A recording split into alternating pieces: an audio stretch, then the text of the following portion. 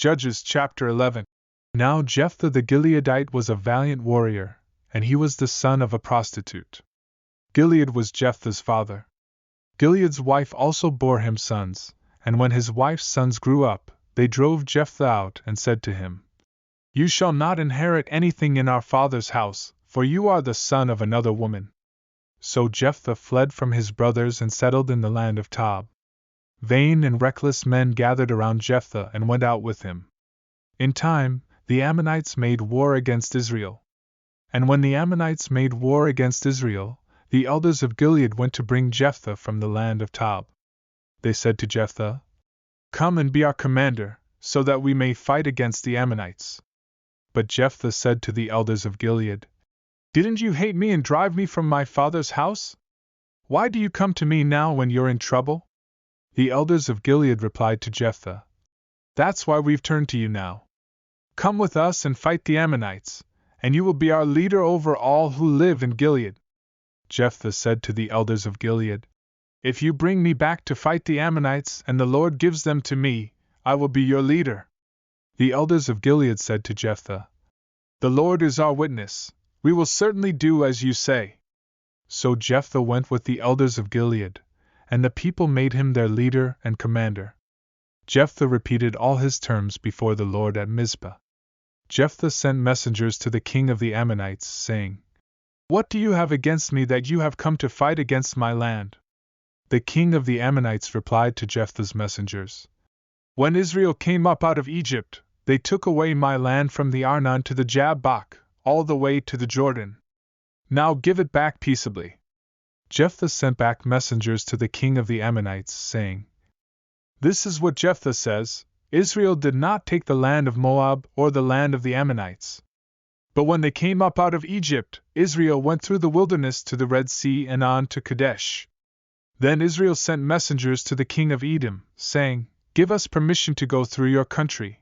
But the king of Edom would not listen. They sent also to the king of Moab, and he refused.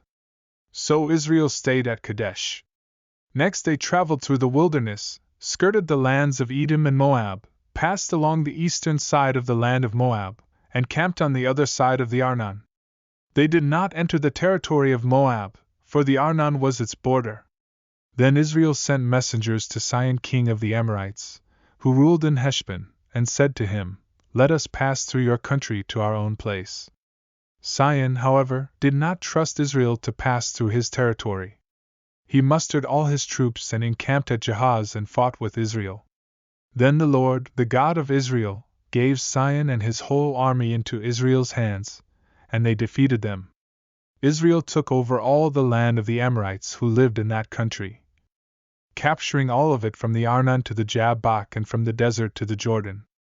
Now since the Lord, the God of Israel, has driven the Amorites out before his people Israel, what right have you to take it over? Will you not take what your god Chemosh gives you? Likewise, whatever the Lord our God has given us, we will possess. Are you any better than Balak son of Zippor king of Moab? Did he ever quarrel with Israel or fight with them? For 300 years Israel occupied Heshbon, Aroer, the surrounding settlements, and all the towns along the Arnon. Why didn't you retake them during that time? I have not wronged you, but you are doing me wrong by waging war against me. Let the Lord, the judge, decide the dispute this day between the Israelites and the Ammonites." The king of the Ammonites, however, paid no attention to the message Jephthah sent him. Then the Spirit of the Lord came on Jephthah. He crossed Gilead and Manasseh, passed through Mizpah of Gilead, and from there he advanced against the Ammonites. And Jephthah made a vow to the Lord, "If you give the Ammonites into my hands, whatever comes out of the door of my house to meet me when I return in triumph from the Ammonites will be the Lord's, and I will sacrifice it as a burnt offering."